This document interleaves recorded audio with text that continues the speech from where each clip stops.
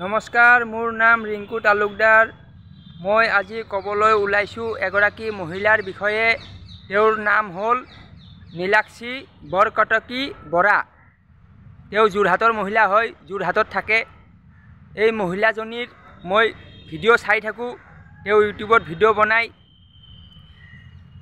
তেওঁ অসম চৰকাৰৰ যিটো ৰিকুৱাৰমেণ্ট ডাইৰেক্ট যিটো আদ্ৰে বুলি কয় তাৰে পৰীক্ষা দিছিলে। তেওঁ এজন প্ৰাৰ্থী হয়, কেণ্ডিডেট হয়। 13 লাখ কেণ্ডিডেটৰ ভিতৰত তেওঁ এগৰাকী। তো তেওঁ ভিডিঅ' বনাই যিবোৰ কথা ক'লে সেইখিনি কথা শুনি মোৰ আজিৰ পৰা 150 বছৰ আগতে এটা বিদ্ৰোহ হৈছিলে, এইটো চিপাহী বিদ্ৰোহ বুলি কয়। এই বিদ্ৰোহটোলৈ মনত পৰি গ'ল। কাৰণ কিয়, তাত কি আছিলে, ব্ৰিটিছৰ যিবোৰ সৈন্য সামন্ত আছিলে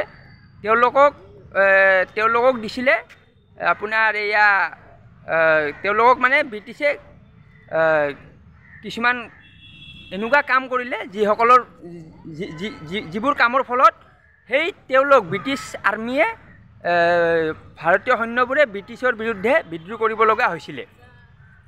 তো এই যিটো নিয়োগ প্ৰক্ৰিয়াত মই দেখিবলৈ পালোঁ 3000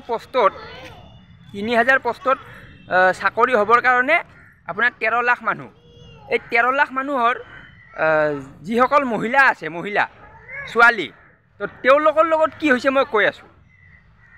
তেওঁলোক গৈছে পৰীক্ষা দিব যাওঁতে ৰাস্তাত গেটত চেকিং হৈছে।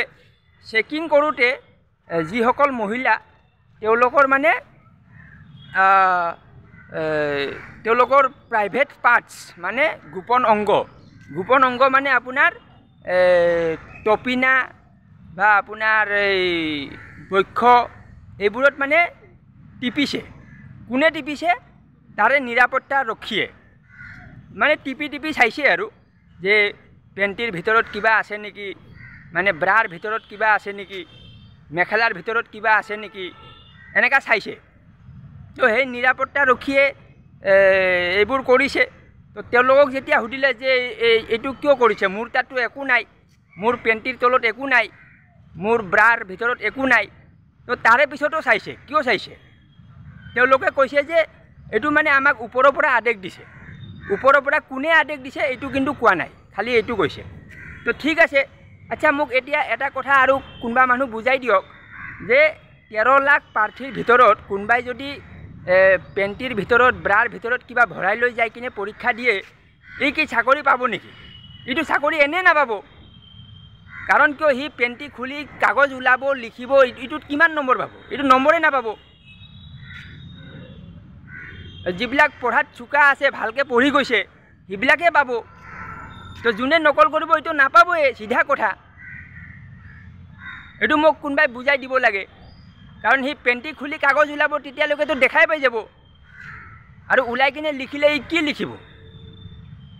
1 লাইন 2 লাইন লিখিব, এইটোতো ই এনেও পাছ নকৰিব। তো এই গোটেই ছিষ্টেমটো এইটো আমাৰ যেতিয়া ব্ৰিটিছ আছিলে তেতিয়া এনেকুৱা হৈছিলে। তেতিয়া যিবিলাক ভাৰতৰ মানুহ আছিলে তেওঁলোকৰ বন্দুকবিলাকত গাহৰি আৰু গৰুৰ চৰ্বিটো লগাই দিছিলে। তেতিয়া যিবিলাক হিন্দু মানুহ আছিলে তেওঁলোকে আপত্তি কৰিছিলে। কাৰণ কিয়, তেওঁলোকে গৰু নাখায়। যিবিলাক মুছলিম আছিলে তেওঁলোকে আপত্তি কৰিছে, তেওঁলোকে গাহৰি নাখায়। তো এইটো আছিলে চিপাহী বিদ্ৰোহ। আজিৰ পৰা 150 বছৰ আগত হৈছিলে। আৰু এইটো প্ৰথম ভাৰতত যিটো নেশ্যনেলিটি ভাৰতৰ ব্ৰিটিছৰ বিৰুদ্ধে যিটো প্ৰথম বিদ্ৰোহ এইটো হৈছিলে।